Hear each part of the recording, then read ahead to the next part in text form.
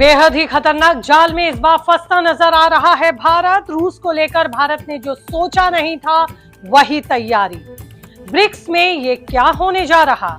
Israel हैरान, बचाएगा भारत को। भारत के पास यही आखिरी रास्ता। जानिए, दो देश मिलकर भारत के खिलाफ क्या करने के बारे में सोच रहे, जिससे भारत भी है दंग।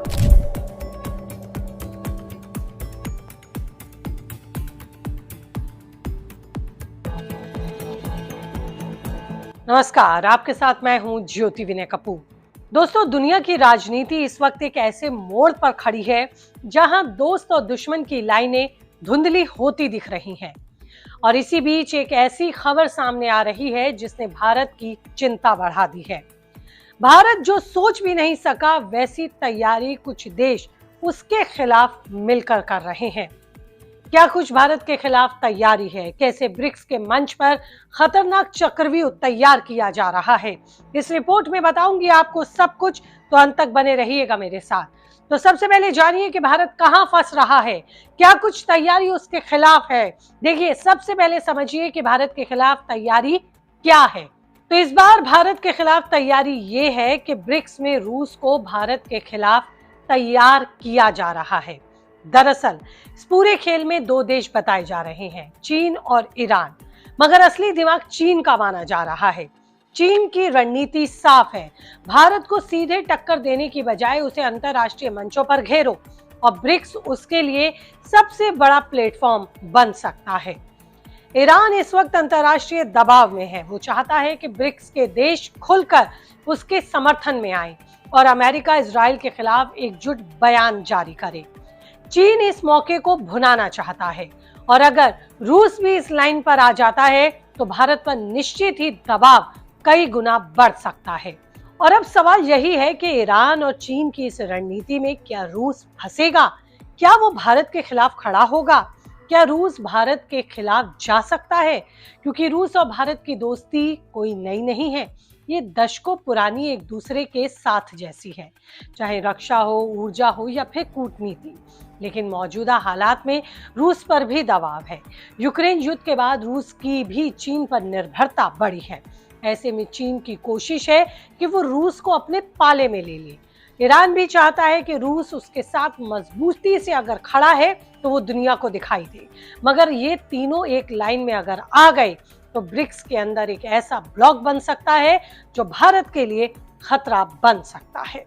लेकिन जहां एक अहम बात समझनी ये भी जरूरी है कि रूस के लिए भारत सिर्फ एक पार्टनर नहीं है, बल्कि एक भरोसेमंद साथी है जिसे रूस भी खोना नहीं चाहता।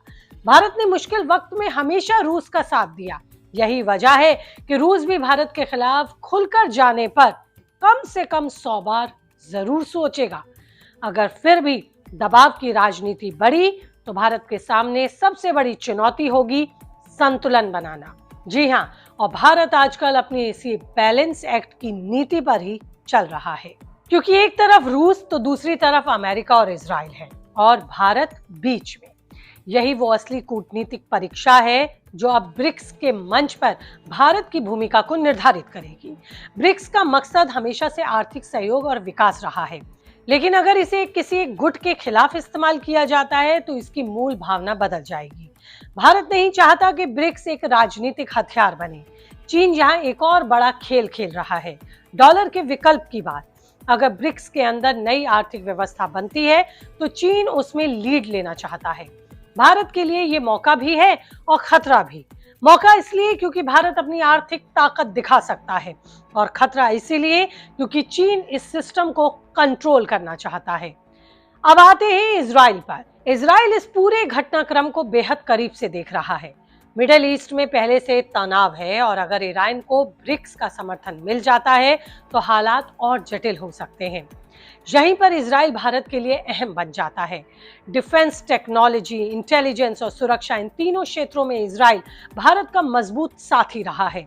और अगर अंतर्राष्ट्रीय दबाव बढ़ता है तो इजराइल भारत को बैकअप सपोर्ट भी देता है। लेकिन भारत की असली ताकत उसकी बैलेंसिंग पॉलिसी ही है।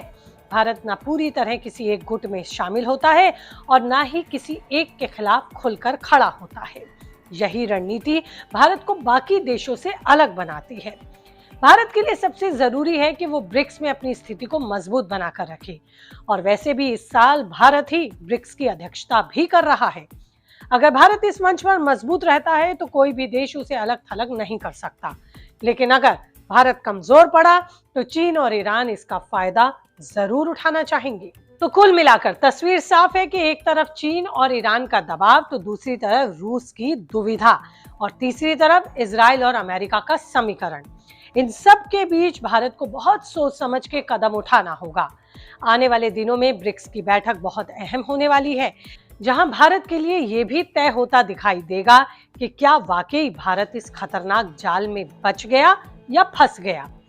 फिलहाल तो भारत अपनी कूटनीति से इस चक्रव्यूह को तोड़ना जानता है, लेकिन आपकी इस पर क्या राय है, आप क्या सोचते हैं, कीजिए कमेंट, रहेगा मुझे इंतजार। और इसी के साथ इस रिपोर्ट में इतना ही, लेकिन अगर आप रहना चाहते हैं अपडेट और करते हैं खबरों का एनालिसिस पसंद तो कीजिए चैनल को सब्सक्राइब। नमस्ते।